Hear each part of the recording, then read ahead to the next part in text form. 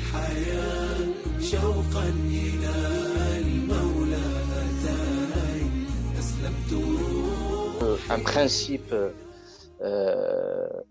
annoncé par le Coran au sujet de l'eau, un verset dans Surat al-Anbiya, les prophètes,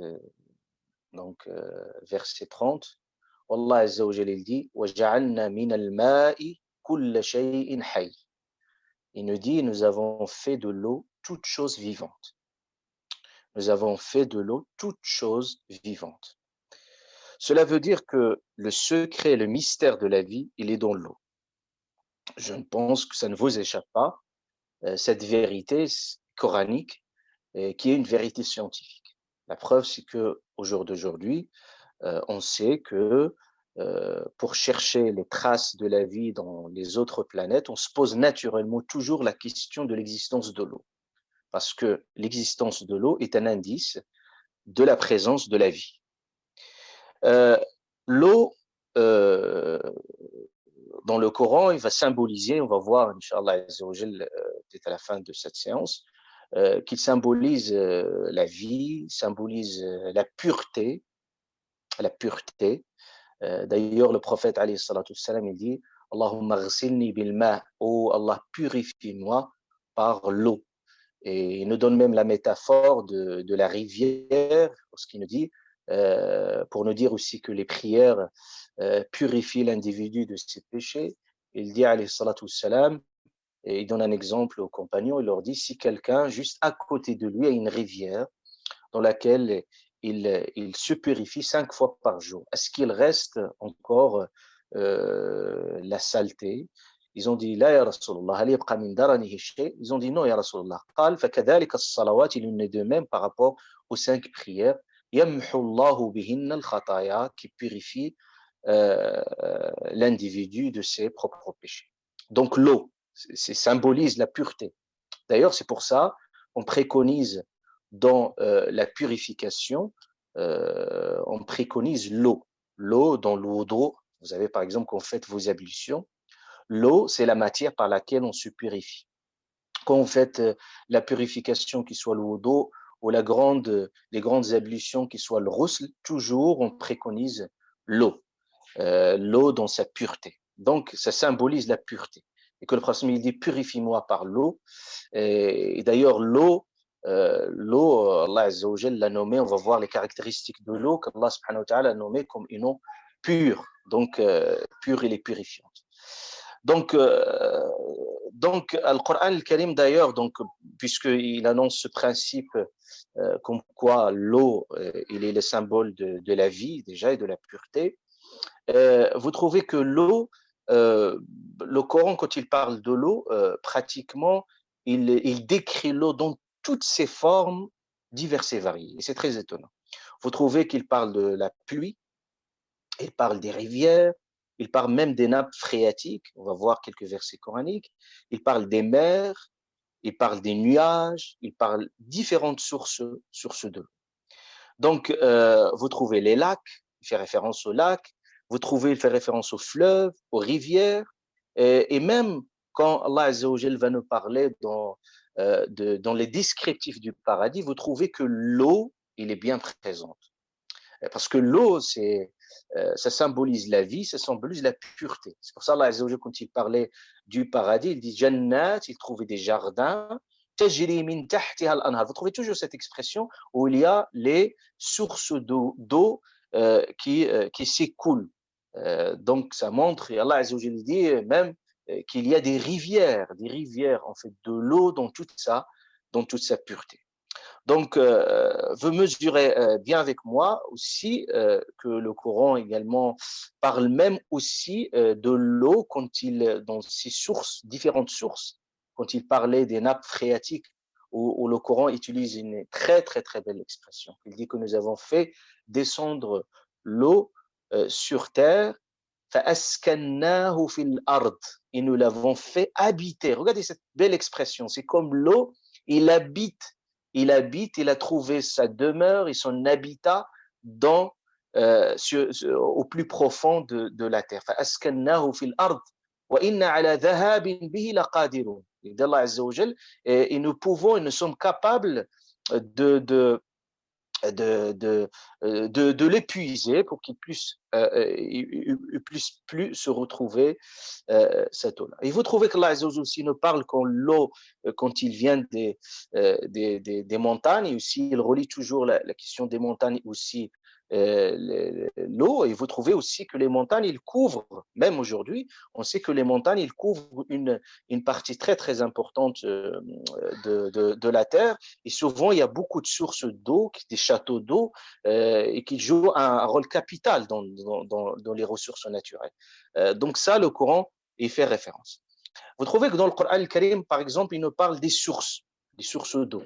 Par exemple, dans Surat Yasin, verset 34, Allah subhanahu wa ta'ala il dit, et nous y avons mis, c'est-à-dire sur la terre, des jardins de palmiers, de vignes, et nous y avons fait jaillir des sources. Donc il parlait des sources d'eau. Et dans le descriptif du paradis, Allah subhanahu wa ta'ala nous parle aussi des différentes sources d'eau. Fihima aynan, vous trouvez des sources d'eau, naddakhatan, fihima aynan tajriyan. Revenez à Surat Ar-Rahman, le tout miséricordieux, vous allez retrouver ce très beau descriptif. Et à chaque fois, Allah subhanahu wa ta'ala, il met en avant ces sources d'eau qui sont inépuisables dans le paradis. Donc, il parlait des sources. Il parlait également, le Coran, il parlait des fleuves. Des fleuves. Par exemple, dans Surat Ar-Ra'd, le tonnerre, le verset 3, il vous trouvez Allah Azza wa Jalla dit, et c'est lui qui a étendu la terre et y a placé des montagnes et des fleuves. Et ce lien indéfectible, comme je vous ai dit, entre les montagnes et les fleuves, c'est qu'il y a aussi une source d'eau là-dessus. Vous trouvez également dans Surat An-Naml, les fourmis, verset 61, Allah Azza wa Jalla dit, n'est-ce pas lui, subhanahu wa ta'ala, qui a établi la terre comme lieu de séjour, placé des rivières à travers elle,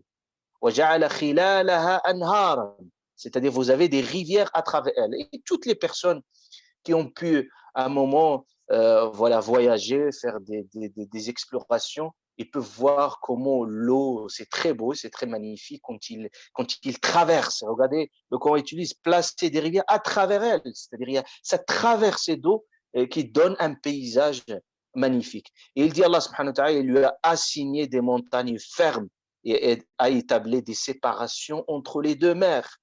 Donc, y a-t-il une divinité avec Allah? Non, mais la plupart d'entre eux ne savent pas.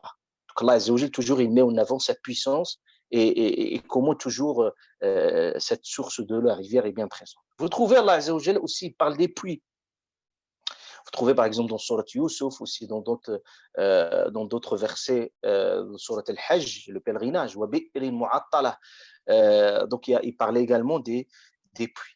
Et vous trouvez même le Coran, il parlait aussi de l'eau dans toutes ses formes. Subhanallah, vous trouvez même dans toutes ses formes. D'ailleurs, ce qui fait caractériser l'eau, c'est qu'il prend de différentes formes. Il est dans un état liquide, parfois un état gazeux, et aussi un état solide. Par exemple, quand l'eau est dans un état liquide, vous trouvez Allah Azza wa Jalla en parle. Regardez ce descriptif beau dans le Coran al-Karim. Revenez à Surat Az-Zumar, verset 21, dans lequel Allah subhanahu wa ta'ala, il dit, ne vois-tu pas qu'Allah fait descendre du ciel de l'eau, puis il l'achemine, regardez cette belle expression, puis il l'achemine vers des sources dans la terre. Donc cet acheminement de l'eau, et subhanallah, quand vous voyez également les scientifiques, quand ils décrivent cet acheminement, comment ils prennent des itinéraires et comment ce réservoir d'eau, comment il est emmagasiné sur terre, vous trouvez qu'il y a l'expression de la divinité d'Allah subhanahu wa ta'ala. Donc il dit très clairement. Donc vous voyez comment ces versets coraniques, ils sont multiples et variés aussi, qui font allusion à la nature dans toutes ses formes.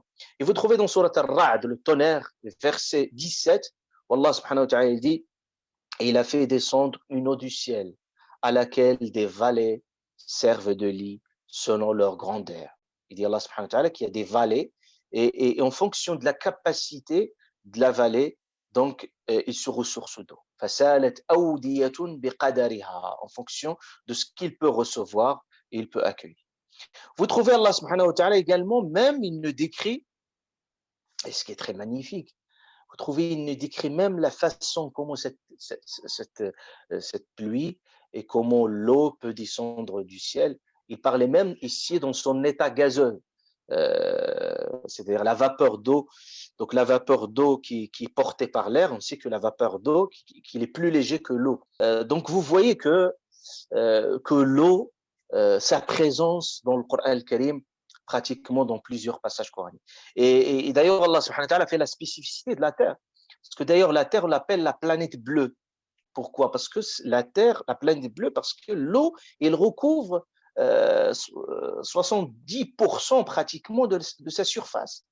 C'est-à-dire, vous avez la surface des mers, des océans. Sans vous parler que le Coran parle particulièrement des mers, il parlait des océans, il parlait aussi des perles qui sont qu'on peut sortir, qu'on peut s'en servir aussi des mers et des océans. Il parle aussi de l'eau, des mers. Il parlait aussi de ce que ça contient, comme Allah subhanahu wa ta'ala a mis au service à l'être humain pour qu'il puisse aussi qu'il puisse se servir de tous ces trésors et toutes ces ressources naturelles qui sont dans les sous-marins. Donc, vous voyez que l'eau, pratiquement, il occupe un espace très, très, très important dans notre planète.